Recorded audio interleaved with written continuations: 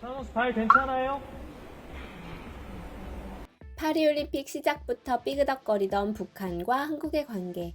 결국 사달이 나고 말았습니다. 한국이 태권도에서 금메달을 석권하자 배 아파서 미쳐버린 북한이 말도 안 되는 사고를 쳐버리고 만 것인데요. 북한이 올림픽 기간을 틈타 단독으로 태권도를 유네스코에 등재 신청한 것입니다. 우리 언론의 취재 결과 북한은 최근 태권도를 유네스코 인류 무형문화재로 등재 신청한 것으로 확인됐습니다.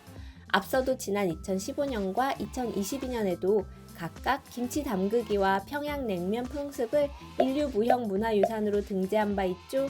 이런 가운데 북한 선수들 사이에서도 올림픽을 틈타 남한으로 오려는 움직임이 보이고 있어 화제인데요. 과연 파리 현지에서 무슨 일이 벌어지고 있는지 지금부터 전해드리겠습니다. 시청자님들의 애정어린 구독과 좋아요 받으면서 영상 시작하겠습니다. 영화 같은 명장면과 감동을 주었던 2014 파리올림픽이 대단원의 막을 내렸습니다. 우리 선수단은 역대 최고 금메달을 획득하며 기록을 갱신했죠. 4년 동안 값진 땀방울을 흘렸을 우리 선수들에게 다시 한번 큰 박수를 전합니다. 많은 종목에서 골고루 메달을 따내는 선수들의 활약을 한국에서 지켜보고 있는 우리도 참 행복했던 순간이었습니다. 올림픽 현장을 스케치한 사진을 볼 때마다 과거 올림픽과는 다른 점이 있었습니다. 눈치채셨나요? 바로 선수들의 셀카 타임입니다. 이건 삼성전자가 국제올림픽위원회 IOC의 공식 파트너였기에 가능한 일이었는데요. 바로 2024 파리올림픽 참가 선수단을 위한 특별 올림픽 에디션을 만들어 나눠준 덕입니다.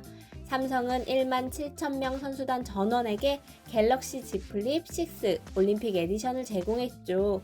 개당 가격이 164만 3,400원, 우리 돈으로 무려 400억에 가까운 액수라고 합니다. 역시 삼성의 통큰 후원, 대한민국 기업이기에 가능한 일이었다고 생각합니다. 특히 지난달 30일 탁구 혼합복식 시상식에서 한국과 북한, 중국 선수들이 시상대에서 다 함께 갤럭시 스마트폰으로 기념사진을 찍은 모습은 한국뿐만 아니라 외신에서도 주목했습니다. 남과 북이 하나 되어 스포츠맨십으로 사진을 찍는 모습에 다들 열광한 것인데요. 이를 두고 프랑스 매체 르 파리지앵은 삼성이 그 어떤 광고보다 훨씬 효과적인 마케팅 작전을 했다고 감탄하기도 했답니다. 그러나 이렇게 삼성을 칭찬하기에 앞서 좀 의아한 점도 있습니다. 사진을 자세히 살펴보면 한국 선수들이 삼성 스마트폰을 들고 셀카를 찍고 있고 북한 선수들 손에는 스마트폰이 없고 떨떠름한 표정을 짓고 있기 때문인데요. 알고 보니 여기에는 눈물 없이 들을 수 없는 안타까운 사연이 있습니다. 다른 나라와 마찬가지로 북한 국가올림픽위원회도 참가 선수들을 위해 선수촌 내 삼성올림픽 체험관에서 스마트폰을 일괄 수령했습니다. 그러나 이는 유엔 안전보장이사회 대북 제재 결의 2397호에 저촉될 수 있다고 합니다. 실제 지난 2018년 평창 동계올림픽 때는 올림픽 조직위원회가 제재 위반을 우려해 북한 선수들에게는 삼성 스마트폰을 귀국 전 반납 조건으로 제공하겠다고 하자 북한이 수령 자체를 거부하는 일이 발생했었죠. 다만 이번엔 아무 조건 없이 북한 선수단에 스마트폰이 제공됐습니다. 다만 이게 선수들이 계속 사용할지는 미지수입니다. 탈북자 출신 박충건 국민의힘 의원이 자신의 경험에 따른다면 북한 선수단은 박스도 못 열어보고 압류당했을 가능성이 크다고 전했기 때문입니다.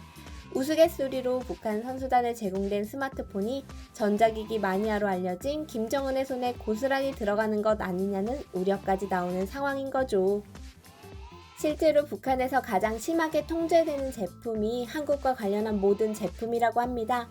만약 북한 선수단이 국제사회의 시선을 의식해 갤럭시폰을 뜯어서 사용한다고 해도 북한으로 돌아갈 때는 압류당할 것이라고 해석해 볼 수 있고요. 박 의원은 우리 탁구 선수들과 북한 선수들이 빅토리 셀피를 찍는 장면이 보기 좋았지만 실상 북한 선수들이 당시 느꼈을 심적 혼란 상태는 매우 안 좋았을 것이라고 전했는데요. 자신도 탈북자이기에 그들의 마음이 상상이 돼 안타깝다고 말하기도 했습니다. 사실 저렇게 대놓고 시상식에서 사진을 찍는 이유도 국제사회의 시선을 의식한 행동이지 원해서 한 행동은 아닐 거라면서요. 박 의원은 김정은이 한국을 적대국이라 명시했어도 전 세계가 보는 앞이니 부분적으로 사진 찍는 걸 허용한 것 같다는 의견도 덧붙입니다. 이렇게 국제대회를 나오면 북한 MZ세대도 기성세대와 달리 철저하게 통제받는 자신의 모습을 외국 선수들과 비교하게 될 건데 여기에 따른 부작용을 막으려 제한적 교류를 허용한 것 같다고 짐작했답니다. 북한 선수단이 한국 선수들과는 말하지 않으려고 했던 일은 다들 기억하실 겁니다. 북한 선수들의 모습은 공식 기자회견장이 아닌 공동 취재 구역이나 훈련장에서 한국 언론을 마주칠 때면 질문을 받지 않거나 무시하는 듯한 태도를 보여 우리 선수들이 황당해한 일이 한두 번이 아닌데요. 멀리 갈 것도 없이 북한 체조 선수인 안창홍만 봐도 그렇습니다. 파리올림픽 기계체조 여자 도마 결선에 출전한 한국의 여서정 선수가 안창옥 선수와 마주친 일화는 다들 아시죠? 우리 여서정 선수가 안창옥에게 인사를 하기 위해 자리에서 일어서 다가갔으나 안창옥이 여서정을 그대로 지나치는 장면이 공개됐죠. 말이 나와서 하는 말이지만 북한 국가대표 선수들의 말과 행동은 국제 무대에서 늘 주목받아 왔습니다. 외부에 공개되지 않는 사회에 사는 그들은 세계인의 주목을 받았죠. 게다가 다른 나라와의 경기에 설 때마다 나름대로의 지침에 따라 행동하는 것처럼 보여서 많은 이들의 궁금증을 자아내기도 했고요. 특히 각에 잡힌 자세와 딱딱한 말투는 누가 보더라도 계산된 행동과 말이라는 느낌이 팍팍 듭니다. 그러나 그들도 좋아서 그렇게 한 건 아닐 겁니다. 한국 선수와 대화하지 않으면서 다른 나라 선수와는 교류하는 모습은 아마도 북한 당국 지침 때문이지 않을까 싶은데요. 그런데 이건 근거 없는 이야기가 아니었습니다. 실제 탈북한 국가대표 선수 입에서 북한의 체제 통제에 관한 이야기가 나와서 외신이 돼서 특필한 일이 있었거든요. 북한 유도 국가대표 선수였던 이창수 씨. 그는 1980년대 국제대회를 휩쓸며 북한 유도 영웅으로 세계 무대에서 이름을 날렸는데요.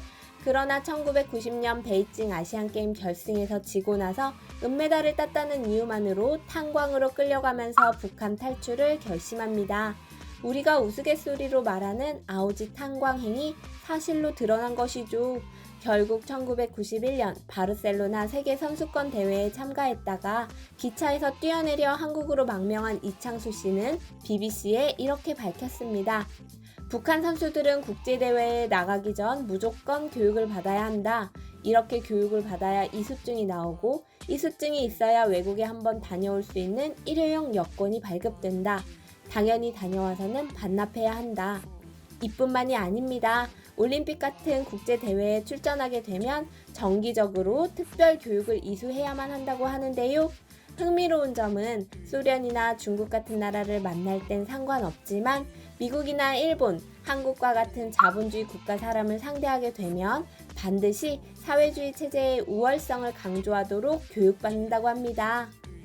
만약에 길 가다가 한국 선수들이 한국으로 와라, 한국 오면 억대 연봉은 받는다고 하면 화를 내며 우리는 수령님의 영도가 있어 먹고 사는데 지장이 없으니 그런 얘기는 하지도 말라는 황당한 답을 해야 하는 것이죠. 이것은 단순한 강요가 아니랍니다. 우리 수령님 품에서 걱정 없이 공부도 하고 운동도 하면서 잘 산다 라고 말하지 않으면 처벌을 받을 수 있다고 하는데요. 이번 올림픽 여자 복싱 54kg급에서 동메달을 딴 방철미 역시 소감을 묻자 굳은 표정으로 내가 바라던 것이 아니니까 별로 그렇게 소감이 나지 않는다고 답했었는데요. 이제야 왜 북한 선수들이 그렇게 딱딱하게 말했는지 그 이유가 짐작됩니다. 북한 선수들이 한국 선수와의 교류에는 눈치를 보며 외국인 선수나 관중과는 교류하는 모습에 조금 씁쓸하기도 합니다. 이번 복싱 경기 후 인터뷰에서 일본 기자가 이매지가 준결승 끝나고 시상식에서 방철미 선수를 안아주고 싶다고 말했는데 안 보이는 곳에서 실제로 안아줬는가?